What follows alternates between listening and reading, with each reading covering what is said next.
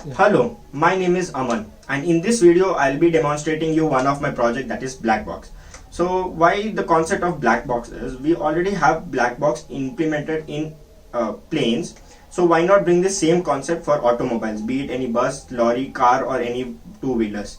So the main idea of having this black box in automobile is to get the live location and also to get the live diagnosis of the vehicle, which can help in improving the health of the vehicle and other parts of the vehicle. So let's see how this project runs and how it works. So as you can see, the prototype is here. So I'll explain you all the prototypes details properly. So here we have a working prototype where the car actually moves. The reason we have given the movement is so that we can get the speed of the car. Also we can see in GPS where it is moving. So let me open up this and explain you each and every part of it in very detail.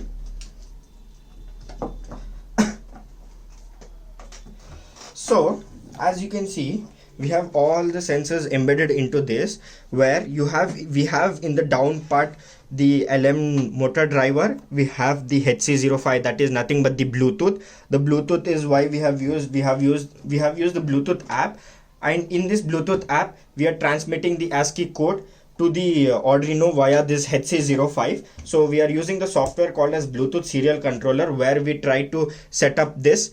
Now in this you can see I have added some 5 buttons which says that forward, backward, stop, left and right. So this, using this button, I can show you how I can operate this vehicle. So all this data is being transmitted via Bluetooth in HC05 and then from Arduino, and the Arduino runs the motors via this LM motor driver. So we have the LM motor driver which is being driven by a 9-volt battery. We need to have external power supply.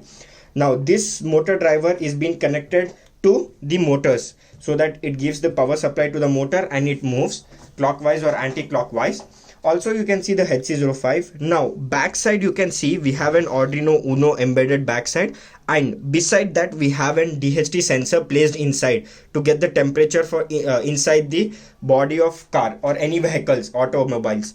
So this is in the lower layer. So coming up to the upper layer, as I said, we have the smoke sensor and the alcohol sensor. The smoke sensor is used to detect the smoke and the alcohol sensor is used to detect the alcohol content. Now we have 2 LED buttons, one is the green and another one is the red. So we use this green and red to show alert. So if there is any smoke or any alcohol detection, then the LED glows red, or else it stays green, saying there is no content or any smoke or alcohol present. Now after that, if you see, we have used an MPU6 6-axis gyroscope. So what this gyroscope does is nothing but it gives the axis of this vehicle. So if this vehicle is moving straight, it gives constant. If there is a change in its axis or rotation or accelerometer, even gyroscope, so those value is being calculated by this gyroscope and it is being sent to this Arduino, where it is being stored in the chip. So we can later use this and then we can get to know the history, how the vehicle was like when the vehicle was moving and how it actually shifted from its axis. Also we have an node MCU and we have an GPS tracker there. So the GPS tracker we are using here is Neo M6 V2 model. So this GPS tracker is used, and from this GPS tracker we are using cloud service, that is the Blink, to see the output, which I'll be showing you guys now. So as you can see, we have the working prototype and I'll be showing you the output in a while. So you can see how we have the green light on, indicating that there is no traces of smoke or no traces of alcohol. Also we have lit up the GPS. So you can see the GPS is also working fine. So we'll run this now. So you can see when we are using this accelerometer, what I said. So if you can see the output here, so we have this graph here. So if I try to change the axis of this vehicle, you can see that there is a change in the graph. See, if I move other side, you can see there's a drastic change in the graph.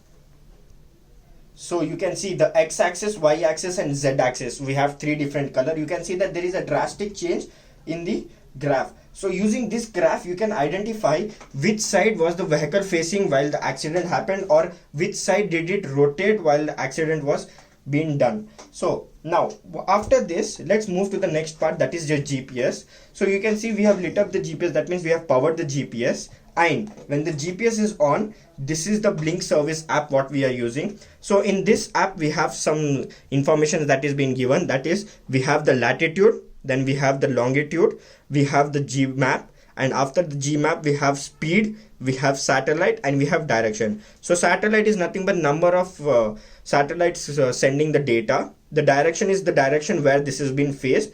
The speed is constant right now because I tried to move this, and we see that latitude and longitude.